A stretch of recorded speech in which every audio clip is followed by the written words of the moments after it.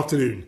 I've today left hospital after a week in which the NHS has saved my life, no question.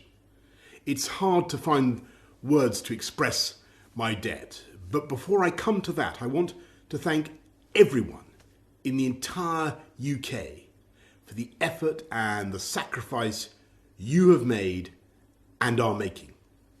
When the sun is out and the kids are at home, when the whole natural world seems at its loveliest and the outdoors is so inviting, I can only imagine how tough it has been to follow the rules on social distancing.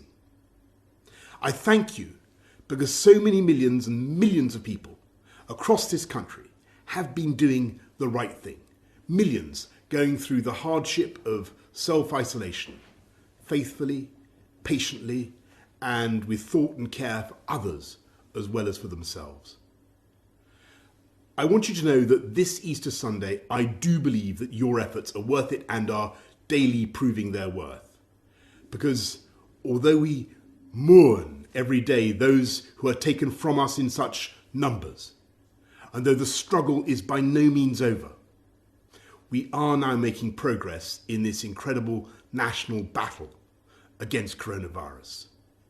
A fight we never picked against an enemy we still don't entirely understand.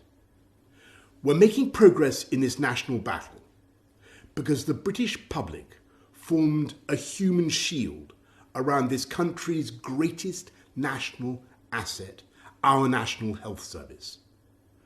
We understood and we decided that if together we could keep our NHS safe, if we could stop our NHS from being overwhelmed, then we could not be beaten, and this country would rise together and overcome this challenge as we have overcome so many challenges in the past.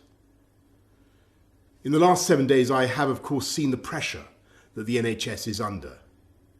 I've seen the personal courage, not just of the doctors and nurses, but of everyone, the cleaners, the cooks, the healthcare workers of every description, physios, radiographers, pharmacists, who've kept coming to work, kept putting themselves in harm's way, kept risking this deadly virus.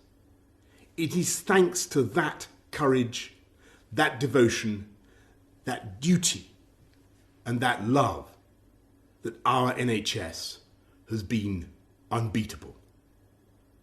I want to pay my own thanks to the utterly brilliant doctors, leaders in their fields, men and women, but several of them for some reason called Nick, who took some crucial decisions a few days ago, for which I will be grateful for the rest of my life. I want to thank the many nurses, men and women, whose care has been so astonishing. I'm going to forget some names, so please forgive me, but I want to thank Poling and Shannon and Emily and Angel and Connie and Becky and Rachel and Nikki and Anne. And I hope they won't mind if I mention in particular 2 nurses who stood by my bedside for 48 hours when things could have gone either way.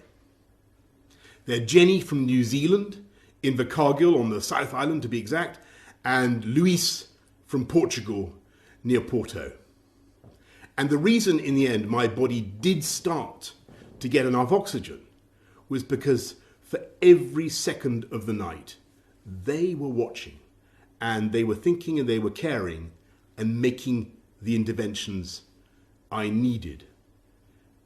So that is how I also know that across this country, 24 hours a day, for every second of every hour, there are hundreds of thousands of NHS staff who are acting with the same care and thought and precision as Jenny and Luis. That is why we will defeat this coronavirus and defeat it together. We will win because our NHS is the beating heart of this country. It is the best of this country. It is unconquerable. It is powered by love.